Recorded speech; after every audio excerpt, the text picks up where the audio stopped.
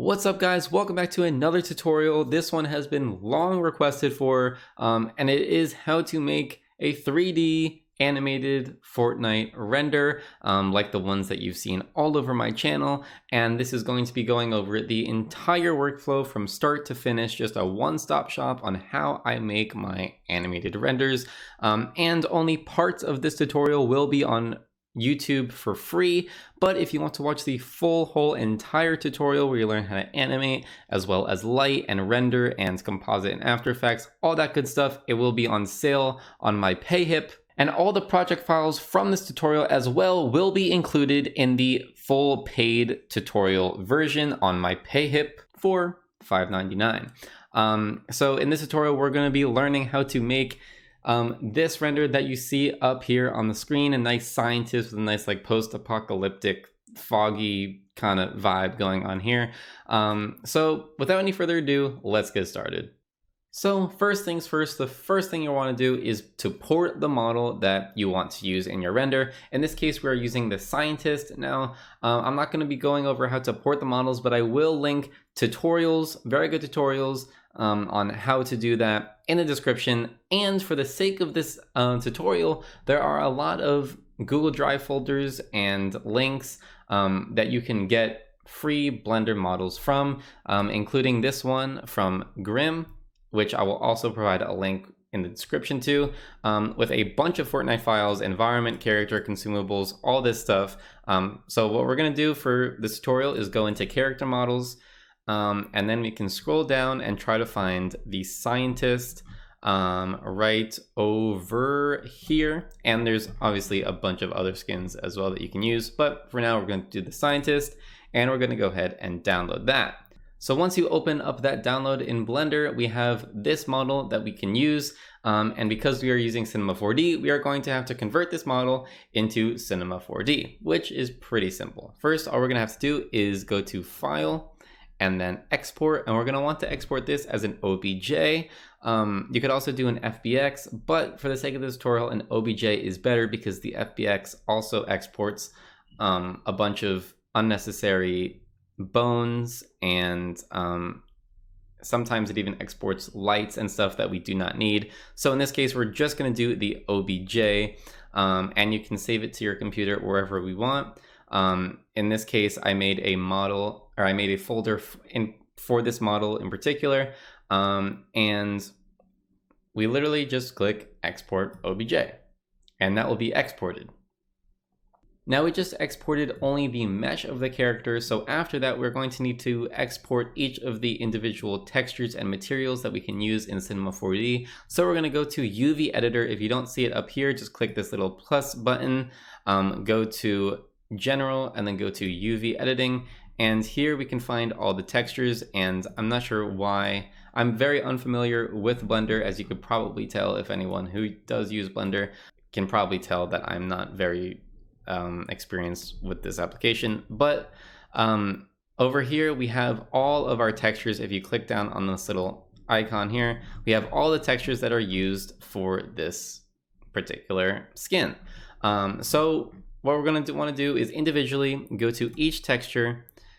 So right now we're on Meteor Man, Remix Body, Diffuse, and then we go to Image, Save As, and I usually like to save it as a TGA is fine, because that way we can easily open it up in Photoshop. So we're just going to save it as a t.tga, save as image, and I'm saving that in the same folder where I'm saving my scientist. And then we just do that for each individual texture. So now once we're done with that, we have all our textures here, which we will go over now in a bit once we throw this model into Cinema 4D. So now we're in Cinema 4D, and now it is time to put in our OBJ model into Cinema 4D. So go to that folder where I ported my model, and I'm just going to drag and drop this OBJ file right into Cinema 4D, and it can keep all the default settings that just popped up. And click OK, and then we have this model here. So as you can see, automatically it has two different materials. This one is for the body, and this one is for the face. And it's also separated by these two little triangles here, which is the polygon selection or the UV selection of each of the individual textures. And this model is pretty simple. We only have 2 textures. So once we have this open, the first thing we're going to want to do is go up to Octane. It is a plugin for Cinema 4D, and I really like it. It provides really nice, realistic renders. So once we have Octane, we can click it and go to Live Viewer Window. And this is why I love Octane so much, is because you can have the window open and see your render in real time, as well as you have all these different settings and everything in that same window. So I'm gonna go ahead and I like to drag it right here in the corner. Probably not the best place to put it, but that's just where I'm comfortable with it. And we're gonna click this little icon here, send your scene and restart new render. And that will send our scene out. And as you can see, there's nothing in our scene yet, and that is because these materials are not Octane materials. So all we have to do is select both of these materials, go to Materials, and Convert Materials. And this will convert those materials into Octane materials. Another thing we can do is go back to Materials, and then remove unused materials. So then we just removed those non-Octane materials that we don't need. So now we just have a basic white material. So if we go back to that folder and go back to our textures, now it is time to start plugging in these textures into the Octane material. So as you can see, we exported the diffuse texture, the normal texture, and the _S texture from Blender. And if we just open it up in Photoshop, you can see what it actually looks like. This is for the body. This is the diffuse, is pretty much just the color. As you can see here, very simple. We're not gonna have to do any editing to this. But for the normal and the S textures, we are going to be having to do some editing to make it work into the Octane render. Because in Blender, they use a different render system, different node-based system, and they're able to use this kind of normal map and this kind of S map. But in Octane, we kind of have to do a little bit of editing to these textures. So it's pretty easy. All we have to do is open up the normal texture first in Photoshop. And then we will see our texture here. And what we're gonna have to do is invert the green channel of this texture in order for it to work in Octane, which is pretty simple. All we have to do is go to Channels once we're in Photoshop, and now you'll see the red, green, and blue channel. Click the green channel and just click Control-I. And that will invert the green channel. And so now if we just File, Export, and we can just click Export as a PNG, and now we have our usable normal map for Octane. And that's all we have to do for the normal texture. Now, if we go into the _S texture, this is a different deal. So if we double click it and open it up in Photoshop, we can see, once again, if we go to the channels, the red, green, and blue channel. So in order to use this for Octane, we're gonna have to separate all 3 of these channels. Now, in Blender, the reason why you don't need to do this is because Blender has a node where you can separate the channels from red, green, and blue in the actual node editor of the shader, but Octane does not have that. So we're gonna have to do that manually in Photoshop, which is no big deal. So all we have to do is, once we highlighted all these channels, go to these 3 little lines, click it, and split channels. And now we'll have each individual channel as red, green, and blue. So once again, we're gonna go to File, Export, and we're gonna export that as a PNG. And I'm also just gonna write _body so we know that this is the body texture. Now you're going to do that for every single channel, the green, red, and blue channel. And once you're done with that, that's all you need to do for the textures. And now all we have to do is go into the face textures. So we're gonna do the same exact thing with the normal map for the face. We're going to go to green, invert it, and export it. And we're gonna write _face here so we know it's the face. And then we're also gonna do the same thing with the S texture for the face. So split all these and export them all individually as channels. Okay, so now we have all of these textures ready to go and all set up to use in Octane. So let's get started. First, in Octane, we're going to go into the body texture, and we can rename this one into body. And while we're at it, we can rename this shader here as face. just to organize it a little bit. So if we go here, double click the texture and go into node editor, then we can see all the different nodes for this material here. So all we're gonna have to do is go into each of these textures and drag them in. So let's start with the body underscore D, which is just the basic diffuse. We'll drag that into the node editor and drag that into diffuse. Now automatically, let's zoom in to our character here. And you can see it is now colored, but it doesn't have any of the kind of effects or the reflections or any of the imperfections or anything on the texture. It is just bland. So we're going to go and fix that.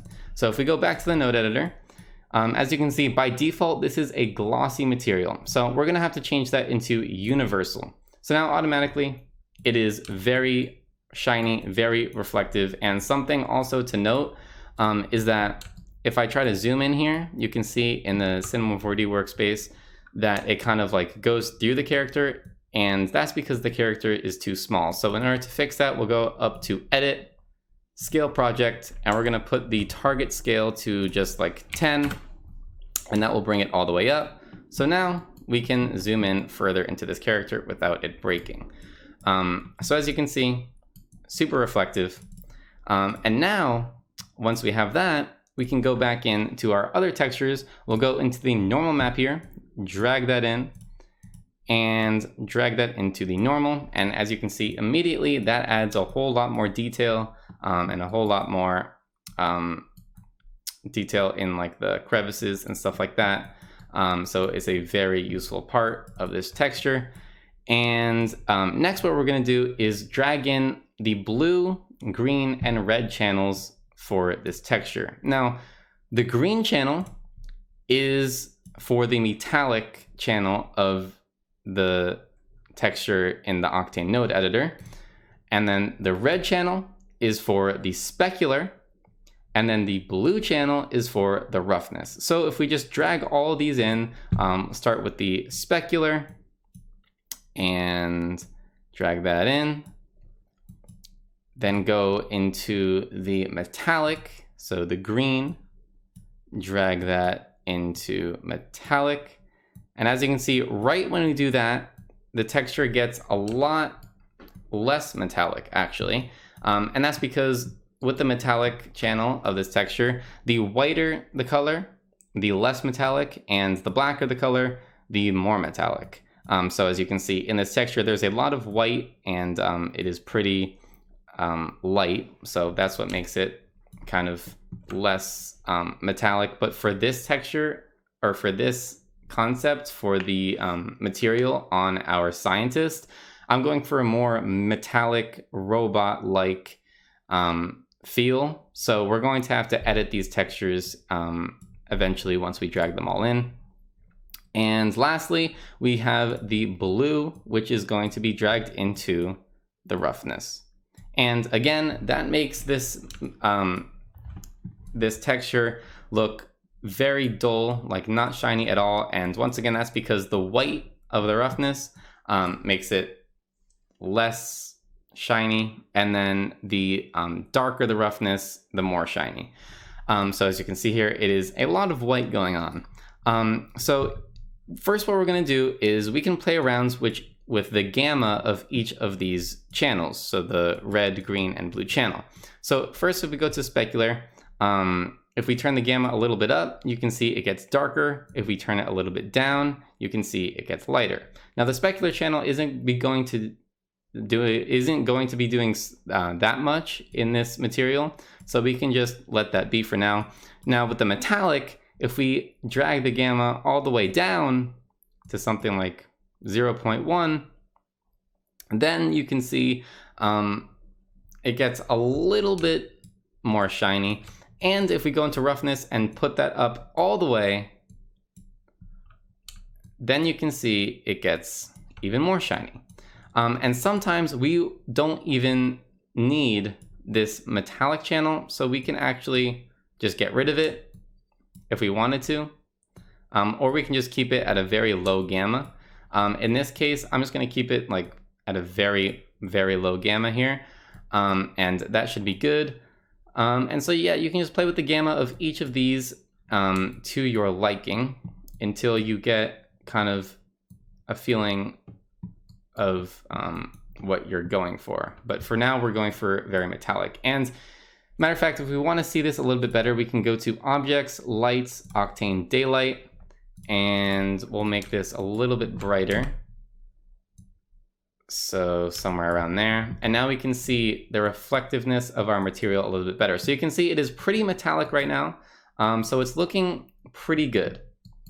So now what we got to do is we have to add some imperfections. So already in the material, we can see that it has a little bit of imperfections. You can see those little, like whatever it is, dust or whatever it is on this texture already, but we can add even more. So that is what we're going to do, especially since we're going for a very post-apocalyptic, dirty, rusty feel. We're going to add as much imperfections as we can, honestly, without making it look too much. So first, what we're going to do is going to find our imperfection textures. Now, there's a bunch of places you can go for textures like these with just imperfections. You can get some for free. There's some where you can buy. And I usually, if you buy any of my project files on my PayHip, I usually use these four are the main ones that I usually use. We have this one with the nice scratches, metal scratches. We have some nice smudges here, some fingerprints, some more smudges and fingerprints. And then this is more of a grunge, scratchy kind of imperfection there. So those four I really do enjoy, and those are the four that we're going to use for this texture. So first thing we're going to do is plug an imperfection into the roughness. So for the roughness, I'm going to use this one, and so we can drag that into our node editor. So if we just plug this roughness into our texture here, we can already see it change a little bit. So if you can see, we zoom in, you can see that kind of like imperfection or whatever it is a little bit like some scratchy smudginess going on, and that's what the roughness map is doing. Now what I want to do is I want to actually combine the roughness map from the actual ported model with this one to have kind of the best of both worlds. So what we can do is we can use the multiply node. So if we drag down and get multiply here, drag it in here, and then drag our ported scientist texture into texture 1, and then our imperfection map into texture 2. And you can use whatever imperfection map that you wish. And we'll drag that into roughness. And now we have, as you can see here in the multiply, we have both of these textures actually combined. So if we want to do a little bit more editing, we can maybe turn this down a little bit. And as you can see, the lower the gamma, the more visible our second texture is. So if we maybe put this at like 2.5 or 3, you can see more of the ported model. And then if we drag this up or down, we can see more of this texture as well. So you can play around with both of these and kind of see what you like. And one other thing we can do just to make sure that our roughness map is where we want it to be, if we right click our imperfection and go to solo node, we can see where our imperfection kind of lies. So as you can see, if we zoom in, you can see kind of the scratches and the smudges that are on the roughness map. And so if you want to make the scratches bigger or smaller, you can go into the UV transform, click that, and then if you go to the scale here, you can move it up or down to make it bigger or smaller. So in this case, I'm actually going to make it a little bit smaller just to make it just to make the scratches a little bit more noticeable. So if we go in maybe 0.3, 0.25, somewhere around there is where I like. And that just makes each detail a little bit more visible, and it just makes it a little bit more detailed. And then we can right click disable solo node. And if we zoom in here, we can kind of see how it takes place. And if you want to edit the gamma a little bit more, you can, however you want to do it. it is all up to you. But yeah, this looks pretty good. Now what we're gonna do is go into the bump map. So I'm going to use this texture here to get those nice scratches, nice grunginess into the bump of the texture here. And so we're just gonna drag that in and drag that right into the bump map. Now, whoa, automatically you see this texture completely mess up. And you can see there's a bunch of very unaesthetic looking things going on with this texture, and that's not how we want it. So the first thing we're gonna do is, as we did last time, we're gonna right click and solo node. So as you can see, this texture is pretty big. So if we want, we can go to UV transform and drag this down a lot more so we can see a lot more detail now in the bump map.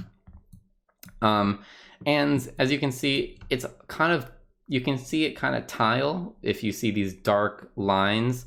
And you can actually rotate it a little bit to make it look a little less like it's tiled. So that'll help that a little bit. And then you can just play with this scaling and everything however you wish. But for now, I think this is somewhere like I want, somewhere like that is good for my liking. So we will disable the solo node. And now it is still a little bit better, but it is still very unpleasing. So what we're gonna do is actually increase the gamma. And once we do that, automatically you can see how only the dark parts or the light parts are showing up in this texture. And this is immediately making the texture have more of that grungy, detailed look that we are going for. So if we zoom out here, we can see just how much more detail this bump map gives to our character here. And so we can also turn the power down, is what I do a lot, to something very low, so it's just barely noticeable.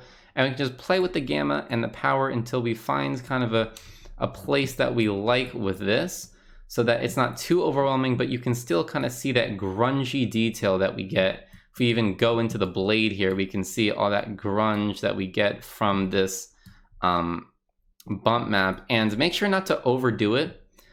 Just a little bit of more detail is always nice to have.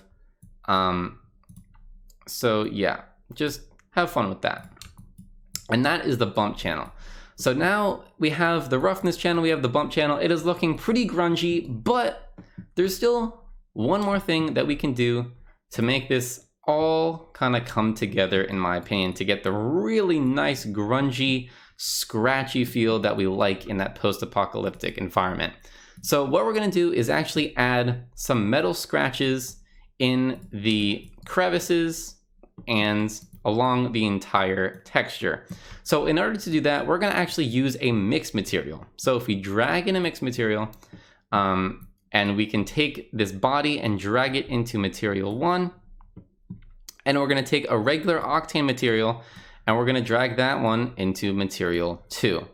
Now this Octane material, we're going to pretty much make it a metallic material, so it's just metal. But before we do that, we're gonna wanna put it at diffuse and then just make it red, just so that it's visible for the sake of A, this tutorial, and B, just kind of figuring out and seeing where the scratches are going to be and what it's going to look like before you turn that into a metal material.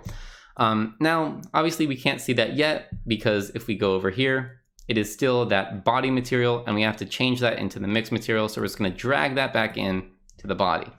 So now we can see it is very red. This is not what we're looking for. And that's because the amount is separated by just a simple float texture. So if we put it all the way at 0, it's just straight red. If we put it all the way at 1, it is just straight the body texture that we just made. So in order to separate these two by an amount, we're going to actually use the dirt texture. So if we drag that in here and drag that into the amount, you can see that this dirt texture pretty much puts dirt in all of those little crevices. Now, by default, it goes into these crevices, but if we click invert normal, now you can kind of see it's going on the edges. So we're going to actually edit the settings of this shader a little bit first. We can put the strength up a little bit, and then we can put the spread down and the radius down a little bit. So now you can kind of see how this is working. We can put it all the way down, put the strength up, and kind of mess with these settings until you like it. You can kind of see that the red, which is going to be the metal, especially if we zoom out here, it is only appearing on the edges of our texture, which is exactly what we want, because we want that nice metal, rough metal chipped edges for this texture. That is what we're going for. So obviously this is just looking flat. There's no detail in the dirt. So in order to put detail in the dirt, we're going to go back into our imperfections here, and we have a whole lot we can work with. So for the imperfections, we're going to use this one. This is my favorite grunge one, the classic. We're going to drag that in here, and we're also going to use this metal scratchy one. We're going to drag that in there as well, and we're actually going to mix these two textures in with the dirt map.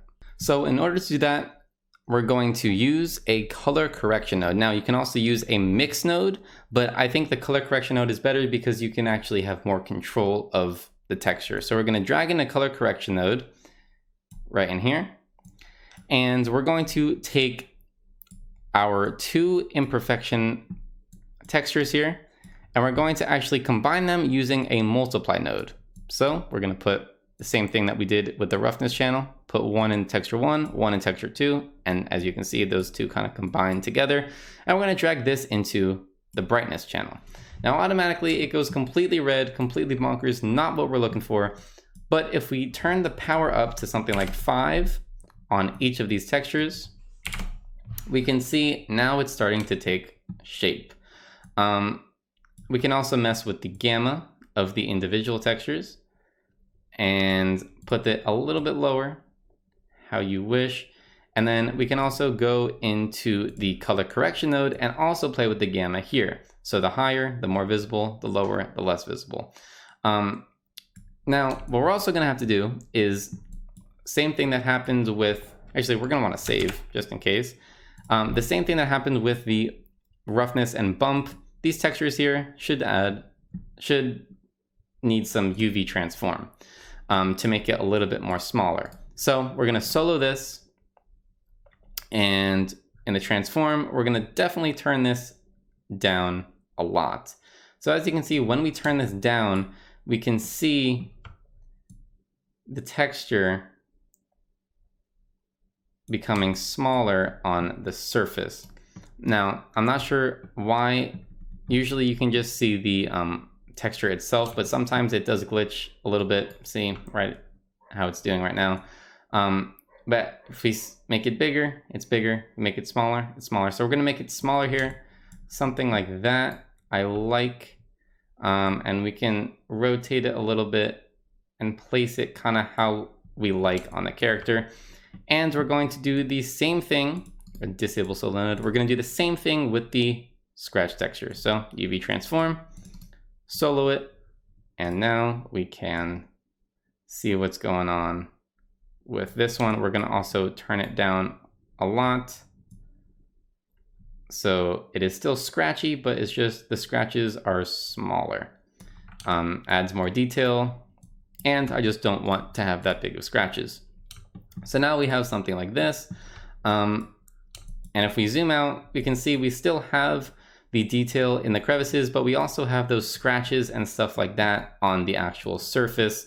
And we're gonna go ahead and make this a little less visible. So we're gonna turn the gamma down a little bit. And then we can turn the gamma on this down a little bit as well, and just kind of mess with it until you like. So we'll stick with something like that for now.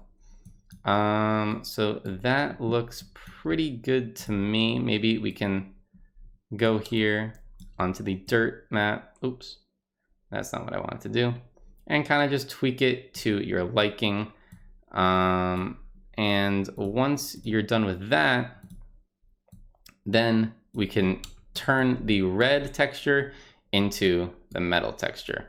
So if we go back into our material here, and we're gonna turn this into a glossy, and we're gonna make the diffuse back all the way to white. So now we can see it's getting a lot better already.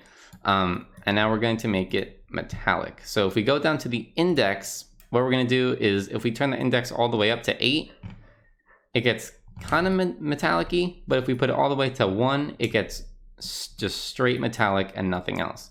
So now as you can see, we have these metal scratches, and if we go into the surface here, we can kind of see on the edge here, we have that metal scratch as well on the edges of this material. So this is something that I like. You can tweak this all day long if you wanted to, but for the sake of this tutorial, this is gonna work just fine.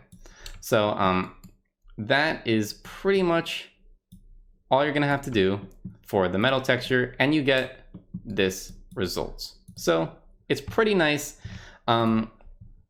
Very metallic-y, which is what we like, very grungy, which is what we like, and this is something that I think is very nice that we can do in Octane, and this is why I like Octane so much, is because you can make the materials as realistic as you want. So this looks good. Now all we're gonna have to do is pretty much do the same thing for the face. So an easy way to do that is literally just to highlight all these, Control C and Control V. And now we just have copies of each of them. And then we can take the copy, drag it into the face, and we'll rename this to face. And if we go into this mixed material, pretty much all we're gonna do is replace each of these materials with not the body one, but the face one, or each of these textures, not with the body one, but the face one. So now if we go back to our textures, we're going to drag in the face underscore D. Once we find it, face underscore D, drag that in to replace that one. See, looking a little bit better already. And then go into the specular and the metallic and the roughness. So the red, green, and blue. So here's the red underscore face. Put that into specular, and then metallic, we have face underscore green, and then roughness, we have face blue underscore face. And then lastly, for the normal, we have our normal face. So now we can see our face is the same texture as our body. It has the metal scratches. It has the grunge maps. It has everything that our body has as well. But there's one thing that's missing, and that is that little design or the little red face glowing thing on this texture.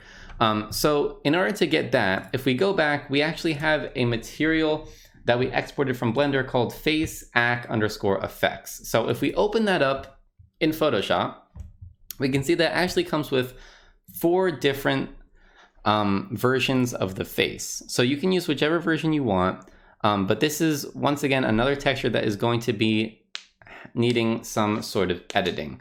So one thing that you can do to make this easy is if you open up the face diffuse texture in Photoshop, you can kind of see where the face lies. So if we zoom in here, we can kind of see that this area is the area where the texture should go, where that design should go.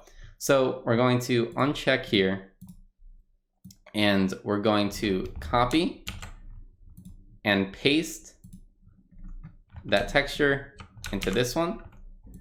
And if we Control T, this isn't a Photoshop tutorial, but you know, we can drag whichever texture we want to, and we can kind of place it where that face is. And again, we can also edit this in the node editor in Octane, but just to get the most realistic result, we're just gonna put it pretty much as accurately as possible Also, if we put the opacity down to something like 41, we can kind of see how it's looking up and how it's shaping up in comparison with the face texture. And so just line it up how you want. Something like that is fine. It doesn't have to be perfect. You can make it perfect in the node editor if you want to, once we go back into Octane. But now let's just put the opacity back up. We can actually hide this diffuse texture here. And pretty much we're going to cover everything in black except for that one design here that we wanted to use. So we're just going to use some shapes here. Put the fill as just straight black, right like that, and the stroke as nothing. And then we can just cover up all of these faces and then just make one big one and drag that under. So now we just have that one design in the correct place, and then file, export, quick export as PNG, and we'll just go and name this underscore effects. And so now we have that texture, and all we have to do is go back into our mix material and drag this in, and we're going to put this into the emission channel. So in order to do that, we're going to have to go down and grab a texture emission node and drag this into the texture, and then drag this into the emission. So now automatically we can see that this is placed decently well on our character. So this is pretty much how we like it. But the only problem is that it's white and it is very, very, very glowy right now. So we're gonna have to fix some settings up here in the shader. We're gonna turn on surface brightness. We're gonna turn the power down to something like 5 or 6. And then now to fix the color, all we're gonna have to do is go up here and grab an RGB spectrum, drag that in, and plug it into the power of the image texture. And now if we change this, we can make it red, and now it'll be red on the helmet. Now, I mean, if you wanted to, you can make it blue, you can make it purple, you can make it whatever you want, but obviously for the actual skin, it is red. So maybe put the power to a little bit more, like 10 or something like that. And there we have it. There is our very grunged out, metal-y, robot-y scientist skin. And you have now reached the end of the free YouTube tutorial. If you want to purchase the full tutorial where you learn how to animate, how to build the environment, how to light the environment with the fog, and then also composite it in After Effects and everything, it is going to be on sale for a limited time, $5.99 on my PayHip. So go ahead and check that link in the description if you want to see the full thing, as well as have all the project files for this tutorial. And thank you all for watching. If you have any questions, please feel free to leave them down in the comment section below. If you have any other tutorials that you might want me to do, also make sure to leave that in the comment section below. Another thing is I will be holding lessons for Cinema 4D and Octane Fortnite animations. So if you're interested in having a lesson where you can learn even more, if you have any questions, we can have a one-on-one lesson. Go ahead and DM me either on Instagram or Twitter at NohkoXD. And with all that being said, thank you guys for watching. I hope you took something from this tutorial, and I'll see you next time.